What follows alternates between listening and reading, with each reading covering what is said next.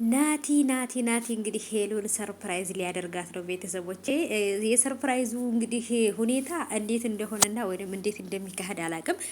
ቪዲዮውን መቼ እንደሚለቁት አላቅም። የሆነች ኢንፎርሜሽን ደርሳኛለች ማለት ነውና አሪፍ ሰርፕራይዝ ነው ብዬ አስባለሁ። ሄሉዬን ሊያስደስታት የሚችል ነው ብዬ አስባለሁ። ሰላም ውድ የተከበራችሁ የቻናሌ ተከታታዮች እንዴት ናችሁ? ልኝ ከኔ ጋር ሁሉ ሰላም ነው። ሰላማችሁ ብዝት ትርፍ ይበልልኝ። ውድ ቤተሰቦቼ የምትወዱኝን እወዳችኋለሁ፣ ለምትጠሉኝም ደግሞ ፈጣሪ ልቦና ይስጣችሁ። እኔ ግን እወዳችኋለሁ ማለት ነው ውዶቼ።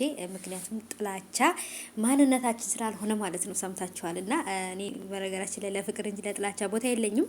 ስለዚህ ሀባይቦቼ ማንንም ቢሆን እኔ ዩቱብ ላይ ሄሉንም ብትሉ ናቲን ብትሉ ያቡዬን ብትሉ ሁሉንም በጣም ነው የምወዳቸው የማከብራቸው። ምክንያቱም እኔ ሶሻል ሚዲያ ላይ የማየውን ነገር እንጂ በጀርባ ላይ እነዛ ሰዎች እነማን ናቸው ምንድን ናቸው የሚለውን ነገር ስለማላቅ ማንንም ሰው መውደድ መጥላት አልችልም።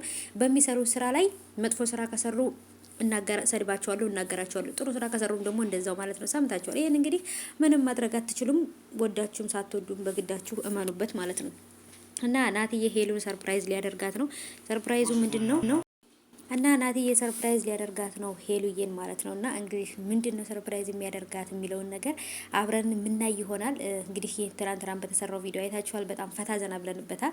እሱም እንግዲህ እኔ በቃ እንደ ጓደኞቼ ላይ ማሳለፍ ፈልጋለሁ እናደርጋለን እያለ እንግዲህ ግራዚ ያጋባት ነበር እና መጨረሻ ላይ ብራንክ እንደሆነ ስታቅሷ ራሱ ነበረች እያሳቀችን የነበረው እና በጣም ነው ደስ የሚሉት ሰርፕራይዝ መደራረጋቸው፣ አብሮነታቸው በጣም ያስደስተኛል።